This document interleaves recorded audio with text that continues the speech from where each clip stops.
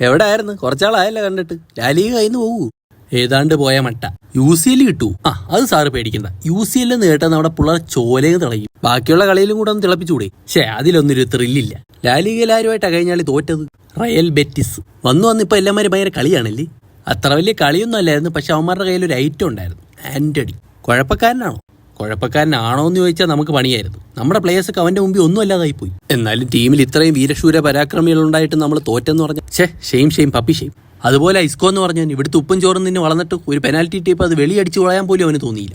എന്നാലും കളിച്ച് ജയിക്കാൻ വയ്യല്ലേ? തന്റെ പിരിവം പൊക്കലൊന്നും ഇപ്പം അങ്ങോട്ട് ഏൽക്കുന്നില്ലല്ലോ. ഈ ആന്റണി എന്ന് പറയുന്നതിന് എന്നെക്കാട്ടി നല്ലോണം പിരിവം പൊക്കും. താൻ ഇനി എന്ത് പൊക്കിയിട്ടാണെങ്കിലും വേണ്ടില്ല, നമ്മൾ കപ്പ് പൊക്കണം. എനിക്ക് അത്രയും മതി. നിങ്ങൾക്ക് ഇവിടെ ഇങ്ങനെ എന്ന് പറഞ്ഞാൽ മതിയല്ലേ. ചെസ് ബോർഡിൽ കരിക്കൾ നീക്കുന്ന പോലെ ഓരോരുത്തന്മാരെ അങ്ങോട്ടും ഇങ്ങോട്ടും ഇട്ട് ഞാൻ കളിപ്പിക്കുന്നത്. ഈ സീസൺ ഇപ്പം ഇങ്ങനെ പോട്ട് അടുത്ത സീസണിലേക്ക് ഞാൻ കുറച്ചന്മാരെ നോട്ടിട്ടിട്ടുണ്ട്. ഈ തോക്കുന്നോണ്ടാണോ എന്ന് അറിഞ്ഞൂടാ, കുറച്ച് ഫാൻസ് എന്നെ നോട്ടിട്ട് തുടങ്ങിയിട്ടുണ്ട്. കഴിഞ്ഞ വർഷങ്ങളിലെ കമ്പാക്കുകളൊക്കെ കണ്ട് ഫാൻസ് ആയവന്മാരെ അങ്ങനെ പറയും. താൻ ഏത് ലെവലാന്നൊക്കെ നമുക്ക് അറിഞ്ഞൂടെ. സാറിന് എൻ്റെ അടുത്തൊരു കോൺഫിഡൻസ് ഉണ്ടായാൽ മതി.